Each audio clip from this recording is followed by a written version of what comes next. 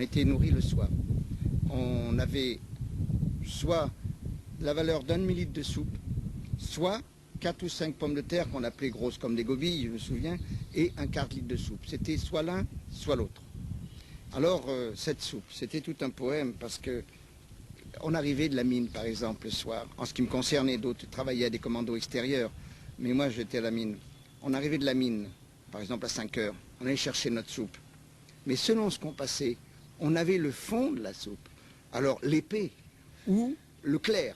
Alors, quand on passait dans les colonnes, on se faisait la queue pour aller chercher notre soupe, et puis il y avait ceux qui étaient servis qui revenaient de l'autre côté.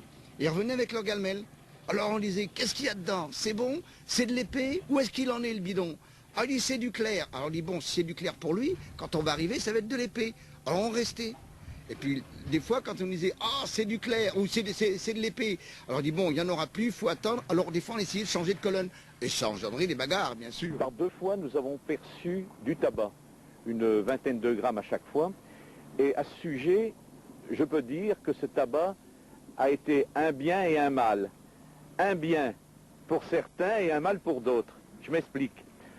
Avec ce tabac, des gens ont pu échanger leur tabac, soit avec des camarades qui aimaient fumer, soit à la mine contre les betteraves dont on a déjà parlé.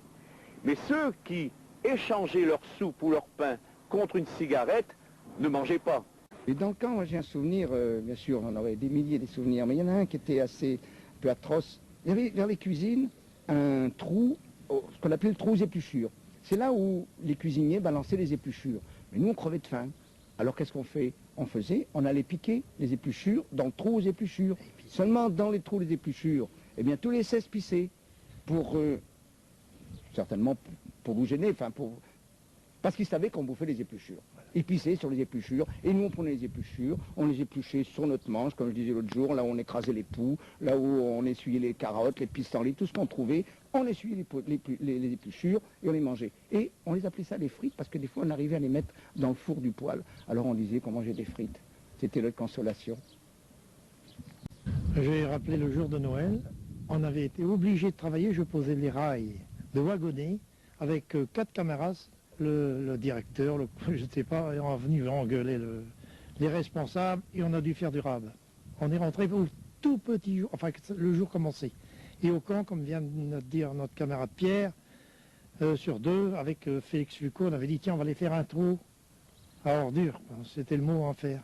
Nous étions pas si tôt arrivés que les SS nous ont tombé sur le dos. Ils sortaient de la cuisine avec leur bidon à café et nous ont emmenés à la porte du camp piqué.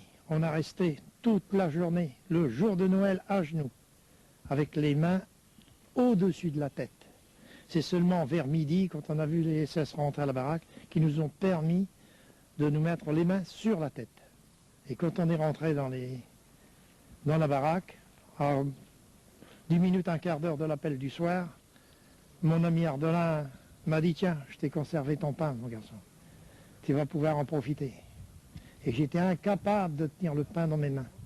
J'ai été plus de 3 jours que je ne savais pas me réchauffer. Et encore aujourd'hui, rien qu'à sentir le froid, j'ai une chair de poule.